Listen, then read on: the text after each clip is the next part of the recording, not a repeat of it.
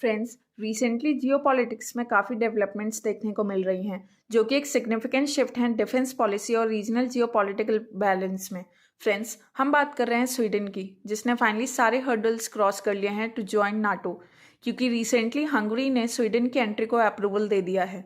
Friends, आज का हमारा डिस्कशन बहुत इंपॉर्टेंट होने वाला है क्योंकि today we are going to discuss about NATO, North Atlantic Treaty Organization, और स्वीडन की नाटो में एंट्री के बारे में, और ये जियोपॉलिटिक्स में क्या इम्पैक्ट डालेगा, साथ ही उसके काउंटर पार्ट में रशिया के क्या व्यूज़ हैं, इस सब के बारे में जानेंगे आगे के लेक्चर में। उससे पहले I do request you all to like, share and subscribe the channel. तो दोस्तों, सबसे पहले जानते हैं नाटो के बारे में। NATO, North Atlantic Treaty Organization, एक इंटर गवर्नमेंटल पॉलिटिकल और मिलिट्री अलायंस है जो यूएसए, कनाडा और कुछ वेस्टर्न यूरोपियन नेशंस के थ्रू बनाया गया है।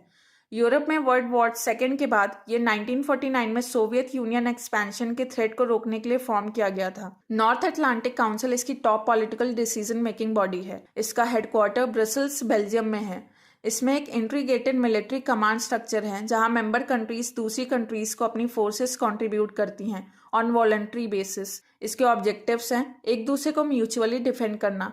अगर कोई मेंबर कंट्री किसी एक्सटर्नल थ्रेट से सामना करती है तो नाटो चार्टर के आर्टिकल 5 को इन्वोक किया जाएगा और इस एग्रेशन और अटैक को ऑल नाटो कंट्रीज पर अटैक की तरह देखा जाएगा।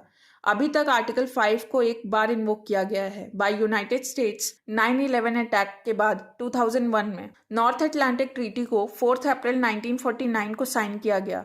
ये ट्रीटी अपनी अथॉरिटी को यूएन चार्टर के आर्टिकल 51 से डिराइव करती है, यानी इंडिविजुअल या कलेक्टिव डिफेंस। मेंबर्स की बात करें तो मेंबर कंट्रीज में टोटल 31 मेंबर्स हैं, जिसमें 12 फाउंडिंग मेंबर्स हैं जैसे कि US, UK, France, Belgium, Canada, Denmark, Iceland, Italy, Luxembourg, Netherlands, Norway, Portugal. Finland NATO का न्यूएस्ट मेंबर है जिसने अप्रैल 2023 में इसकी मेंबरशिप एक्वायर की। फ्रेंड्स, आपने कई बार नाटो +5 के बारे में सुना होगा, तो चलिए जानते हैं नाटो +5 के बारे में।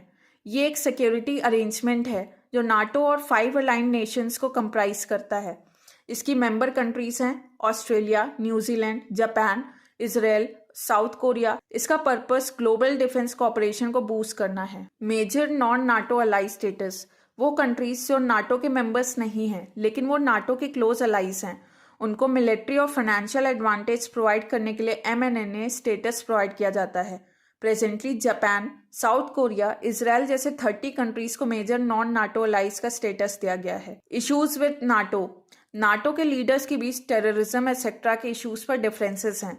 नाटो के मेंबर्स ग्रीस एंड टर्की के बीच कॉन्फ्लिक्ट्स बढ़ गए हैं। नाटो एक कॉन्टिन्यूसली इंक्रीजिंग मिलिट्री कैपेबल और पॉलिटिकली एग्रेसिव कंट्री रशिया के सामने अपनी कैपेबिलिटी खो रहा है। Relevance of NATO in contemporary times, NATO ने रशिया के यूक्रेन के अगेंस्ट एग्रेशंस को कंडेम किया और यूक्रेन की सोवरेनिटी और टेरिटोरियल इंटीग्रिटी को लगातार सपोर्ट किया है। पहले नाटो ने अफगानिस्तान को टेररिज्म से प्रोटेक्ट करने की कोशिश की by deploying military forces. NATO ने इराक और सीरिया के खिलाफत इस्लाम से लड़ने में की रोल प्ले किया। कोविड-19 के क्राइसिस के टाइम नाटो ने मिलिट्री पर्सनल्स को प्रोटेक्ट किया और मेडिकल सप्लाईज और रिसोर्सेज को फैसिलिटेट किया था। इसकी स्ट्रेटेजिक सिग्निफिकेंस की बात करें तो दो कॉन्टिनेंट्स अमेरिका और यूरोप के बीच trans Atlantic link multinational crisis management operations को एक साथ करने के लिए बहुत सिग्निफिकेंस रखता है। नाटो वर्ल्ड का सबसे longest surviving intergovernmental security organization है। What would a membership mean to Sweden and will it benefit NATO as well?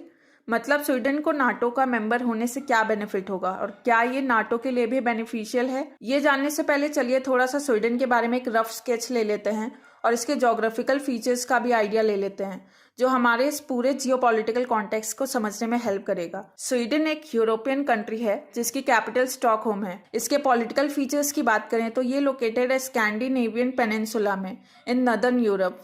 Finland और नॉर्वे इसके लैंड बॉर्डर्ड कंट्रीज हैं और फिनलैंड बॉर्डर शेयर करता है रशिया से। फिनलैंड हमेशा से रशियन एग्रेशन से डरता रहा है, लेकिन लास्ट ईयर फिनलैंड ने नाटो की मेंबरशिप एक्वायर कर ली थी। चलिए अपने टॉपिक पे वापस आते हैं। फ्रेंड्स, आखिर स्वीडन को नाटो का मेंबर बनने के बाद क्या बेनिफिट्स मिलने वाले हैं? It will give security guarantee. अगर कोई कंट्री नाटो की मेंबर बन जाती है तो उसे नाटो की तरफ से सिक्योरिटी गारंटी मिलती है अंडर द आर्टिकल 5, जो कि बेस्ड है कलेक्टिव डिफेंस पर। यह आर्टिकल बेसिकली ये इंश्योर करता है कि अगर किसी मेंबर पर अटैक होता है तो नाटो कंट्रीज का मिलिट्री रिस्पांस और प्रोटेक्शन मिलेगा। काउंटर रशिया एग्रेशन, रशिया के एग्रेशन का मुकाबला करना भी एक बेनिफिट है। अगर स्वीडन नाटो में शामिल हो जाता है तो ये रशियन एग्रेशन के लिए काउंटर प्रोडक्टिव होगा और ये वेस्टर्न यूनिटी, रिजॉल्व और मिलिट्री प्रिपेयर्डनेस को स्ट्रेंथन करेगा।